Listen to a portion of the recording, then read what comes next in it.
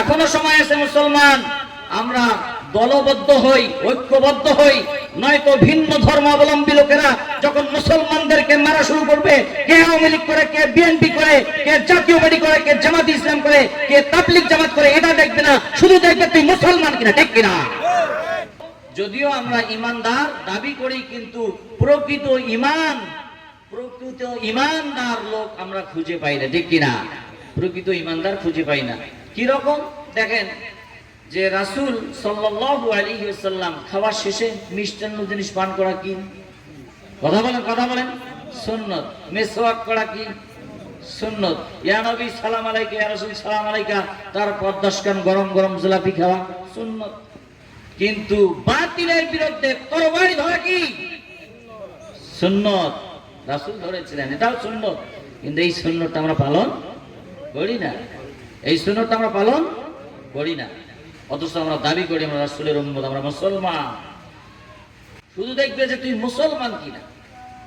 মুসলমান যদি হইস তাহলে তো খবর আছে, তখন আর কোনো দল খুঁজবে না। আসতেছে সেই সময়, এখনো সময় আছে, আমাদেরকে ঐক্যবদ্ধ হতে হবে। কারণ আল্লাহ পাক রব্বুল আলামিনের বিধান, ঐক্যবদ্ধ হতে হবে। সম্মানিত বন্ধুগণ, নির্যাতিত, নিষ্পেষিত, লাঞ্ছিত, অপমানিত, পদধূলিত ইমানদারদের উদ্দেশ্যে মহান আল্লাহ পাক রব্বুল আলামিন বলেন, ওয়াদারাবাল্লাহু মাসালাল্লাযীনা আমানু ইমরাআতা ফিরআউন। তাকাও তুমি ওই ফিরআউনের স্ত্রী আসিয়া আলাইহিস সালাতু ওয়াস সালামকে কিরকম ফিরআউন নির্যাতন করেছিল, কিরকম লাঞ্ছিত করেছিল, ওই তুলনায় তো তোমার এখনো কিছুই হয় নাই। এভাবে আল্লাহ পাক রব্বুল আলামিন এই নির্যাতিত ইমানদারদের উদ্দেশ্যে বলতেছেন। শুধু তাই নয়, এই ইমানদারদের উদ্দেশ্যে আল্লাহ পাক রব্বুল আলামিন পবিত্র কোরআনুল কারীমে আবারো বলেন, আম হাসিবতুম আন তাদখুলুল জান্নাতা ওয়ালাম্মা ইয়াতিকুম মাসালুল লাযীনা খালাউ মিন ক্বাবলিকুম। আল্লাহ পাক রব্বুল আলামিন तमाम পৃথিবীর ইমানদারদের উদ্দেশ্যে বলতেছেন, ও ইমানদাররা, তোমরা কি মনে করেছো যে জান্নাতটা আল্লাহ পাক রব্বুল আলামিন এমনিতে তোমাদেরকে দিবে? জান্নাতটা কি মামার বাড়ির মোয়া যে চাইলে পাওয়া যাবে? এভাবে আল্লাহ পাক রব্বুল আলামিন বলতেছেন, আমা হাসিবতুম আন তাদখুলুল জান্নাত, জান্নাতটা কি তোমাদেরকে এমনিতে দিবে? তোমরা কি মনে করেছো জান্নাতটা মামার বাড়ির মোয়া যে চাইলে পাওয়া যাবে? না না না। আল্লাহ পাক রব্বুল আলামিন বলেন, আম হাসিবতুম আন তাদখুলুল জান্নাতা ওয়ালাম্মা ইয়াতিকুম মাসালুল লাযীনা খালাউ মিন ক্বাবলিকুম। তাকাও পূর্বের দিকে, বিশ্বনবী জনাব রাসূলুল্লাহ সাল্লাল্লাহু আলাইহি ওয়াসাল্লামের সাহাবাগণ ঈমান আনার কারণে তারা নির্যাতিত হয়েছিল, নিষ্পেষিত হয়েছিল, লাঞ্ছিত হয়েছিল। তাকাও তোমরা পূর্বের দিকে।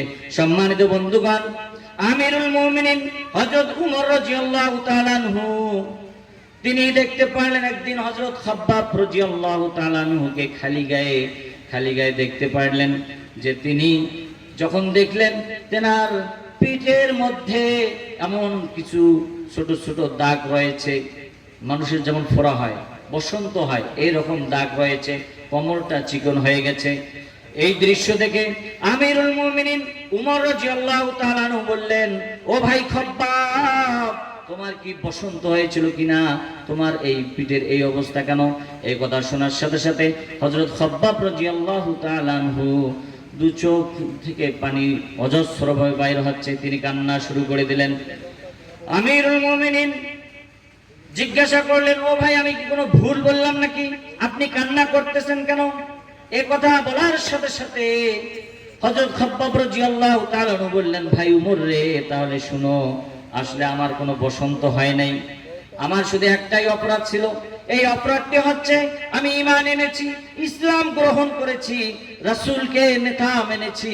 এটাই শুধু অপরাধ, এইটাই শুধু অপরাধ। ঈমান আনার কারণে আবু জেহেলের লালিত পালিত গুন্ডা বাহিনীগুলো আমাকে অ্যারেস্ট করে নিয়ে গেলেন।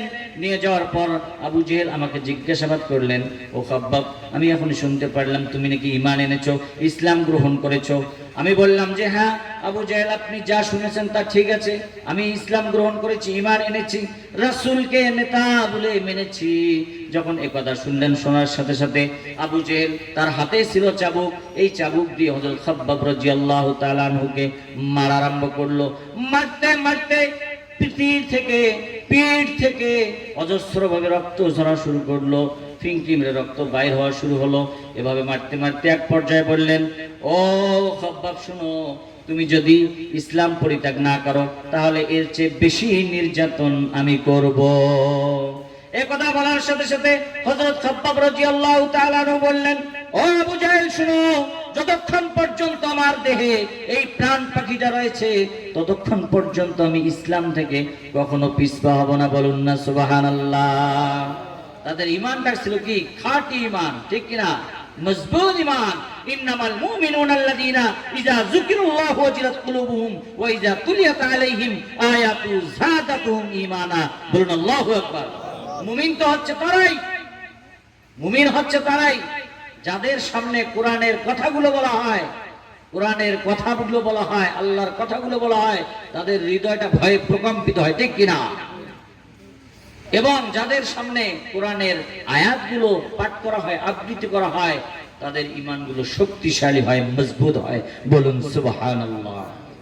সম্মানিত বন্ধুগণ, হযরত খাব্বাব রাদিয়াল্লাহু তাআলা আনহু বললেন, আমি কখনো মাথা নত করব না, শিরোনত করব না। আমি যে একজন ইমানদার, আমার পরিচয় কি? আমি একজন ইমানদার। মুসলমানরা কখনো বাতিলের কাছে মাথা নত করে না।